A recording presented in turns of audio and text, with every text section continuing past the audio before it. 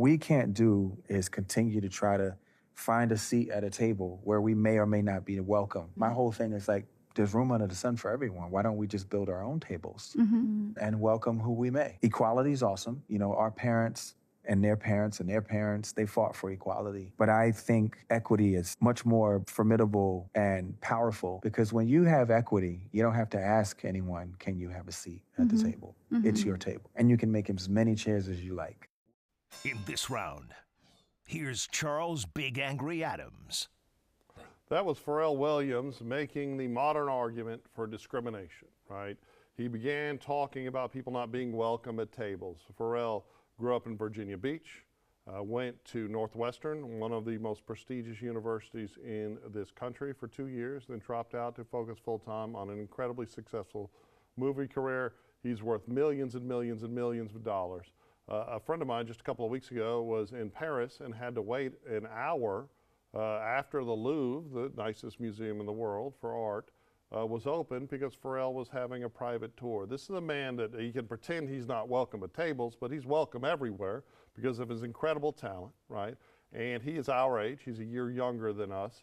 He grew up in the time of affirmative action and incredible outreach and incredible effort that has been made since the war on poverty started in the late 60s, and in the early 70s we saw widespread affirmative action, and yet still pushing the notion that equality is not enough, and now making this argument for equity. And when you say it's just coded language, right?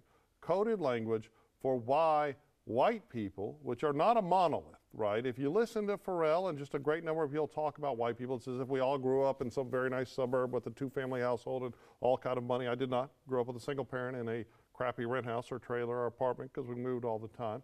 And when you hear this conversation, as if all white people have equity at tables, if all white people have all the opportunities, it's really just to justify what you do constantly, this new argument that white people should go to the back of the bus. And the truth is, nobody should go to the back of the bus based on their skin color. Nobody should be treated anyway based on their skin color. We should all be treated how we're treated based on the actions that we earn and the things we do to determine how other people perceive us. But please tell me how I'm wrong. Charles, in listening to Pharrell's remarks, he said exactly what I believe other rappers, entertainment figures, actresses, and athletes of the African American community need to say. I believe that Pharrell is speaking to the hearts and minds of many future generations of young African Americans. He said exactly what the Most Honorable Elijah Muhammad said. Don't beg a people to sit at their table.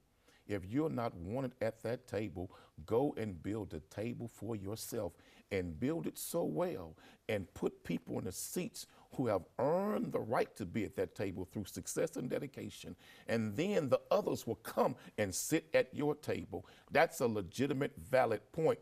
He also is pointing out equity, not equality. He is saying that you can never force somebody to accept you as their equal. He says equity. That means build up our financial independence and unify as a people around the dollar of black wealth. And then it is our economic success collectively as a whole that will give us the equity, and we won't need equality then because we won't beg somebody else to do for us what we now have the resources to do for ourselves. Okay, that's not the equity argument at all in America. In fact, but that's what he's saying. When did Pharrell get his own record label? I'm not sure about that. It's 2001, right?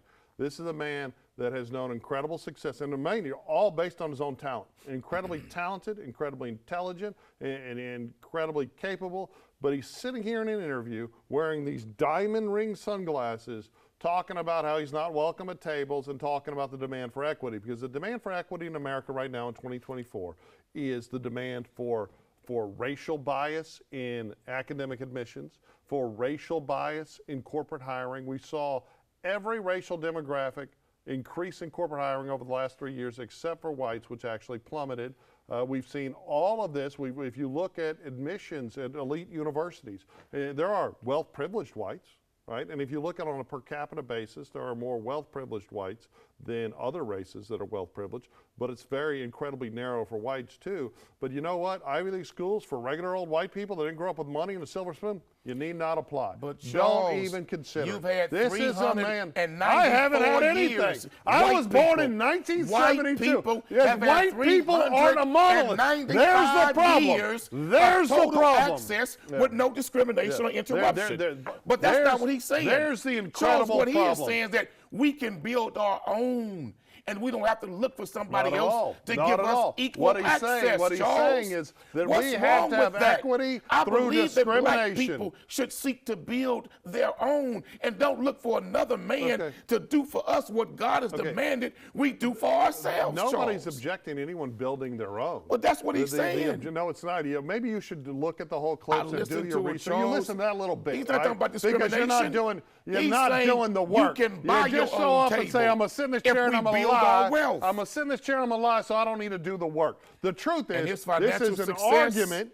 will never rise above the condition of his people. Oh, my God. One thing that Malcolm X said, he said, no matter how rich you become as a black man, in the eyes of your white rich counterparts, you're nothing but a rich Negro. Muhammad Ali said the same thing. No matter how much money he got, he was still in the eyes of rich white folks as a white guy, Negro. that I somehow could go walk into the River Oaks Country Club and I would be embraced by all the super rich white people I there. didn't say that. Absolutely. That's exactly what you say all the You time. wouldn't be followed. This is You always wouldn't your be argument. followed. This is You would not always be racially your profiled. argument. They that, wouldn't call the cops on you. Oh, Whitey, They you're wouldn't all call rich. SWAT team the to come truth check is you. that if They we wouldn't want ask you for equity ID in America, and pat you if we down. want socialism in America, we don't need race-based socialism. That's and not what you he's need talking about, Charles. exactly what he's talking about. He's and what talking you about do building is you black just wealth. did it on this show. Oh, you got 300-year head start. Charles. Bull crap. You don't know how I Charles. grew up. In fact, you know Not you. how I The grew up. masses And then of you're white saying, people no, got that's that not jump true. start. There's The more masses white of people white that are people poor got that in this jump start. country than any other Charles, race. let me tell you something. Hey, man, he was speaking of facts.